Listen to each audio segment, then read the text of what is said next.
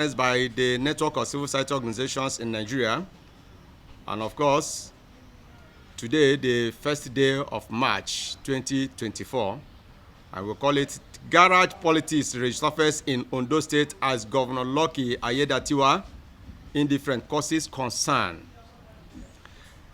Having successfully concluded our assessment on the political situation in Ondo State after the sudden and very painful death of the former governor Oluwarotimi Akeredolu of Ondo State, which opened a new political era in the state following the constitutional takeover of power by his deputy Lucky Ayedatiwa as the new governor of the state.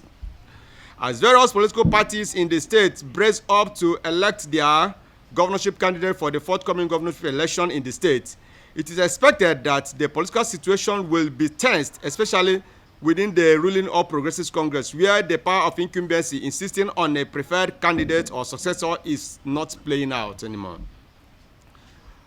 In Ondo State, the peaceful political environment and the height of political tolerance across party lines before, during, and after any election in the state for the past 16 years was a reference point for other states. But this is about to change following the sudden reintroduction of Agbero, Touts, and of course garage politicians to the state by the present administration, causing widespread concern among party members in particular and the entire citizens at large. The political system, especially within the All Progressives Congress in Ondo State, has been regarded as the best in the country. But the recent introduction of violent and intimidating-looking thugs within and around the party secretariat of the party in Akure and in some local government party secretariat is not only worrisome on the security of the party officials and staff, but also the safety of the entire state is in doubt. We are worried about the governor's cold attitude towards arresting the gradual return of insecurity in the state within these few months he took over as the governor of the state following the death of his master, the former governor. Also, the governor's display of intolerance to opposing view and insistence on having his way in the party and in the state ahead of the APC primary election in particular and the governorship election in the state is putting the state's politics on a dangerous trajectory. We therefore call on the various security agents to thoroughly investigate and bring to book the person or group of persons in charge of recruiting, training, and deployment of thugs to all the nooks and crannies of the state. At this critical time, the parties are planning their primaries to elect their flag bearer ahead of the November governorship election in the state. This is a developing story that needs to be closely monitored. If not checked, garage politics could return to the state, causing untold damage to the state's development and progress, as citizens are calling for more decisive action to ensure the state's peace and stability. The national leadership of the All Progressives Congress Abuja needs to call the governor to order following the recent fights in the party, as he has been severally accused by his party members of being behind the political and recent security challenges and thuggery activities in the states.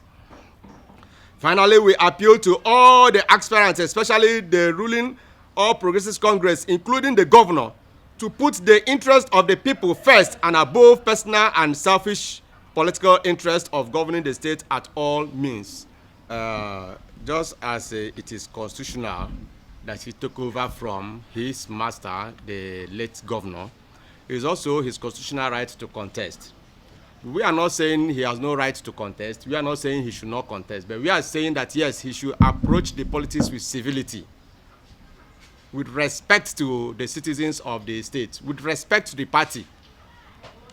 You must not kill everybody you govern, because if you go there, we were there ourselves, everybody is just pointing at fingers at him. And if for virtue of morality, he feels, okay, no, and respect to his master, okay, no, I have an agreement with my master, it's better I step down my interest, because it is already in the news that, yes, he's declared interest, so it's no longer a hidden story.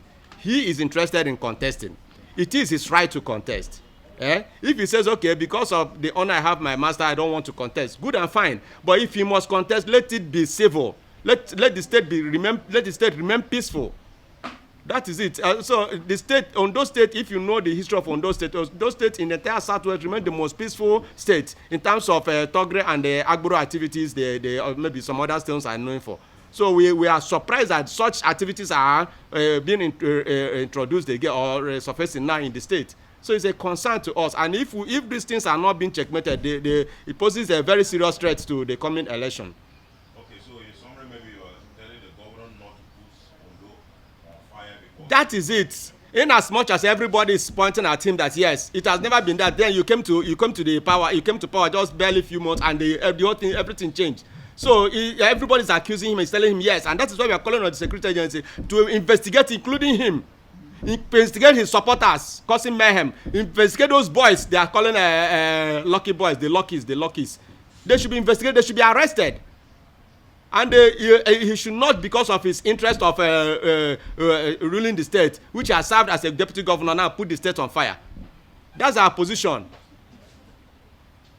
And we're also calling on the party, the leadership of the party, to call their governor to order. So anyhow they know they should call him to order, they should call him to order.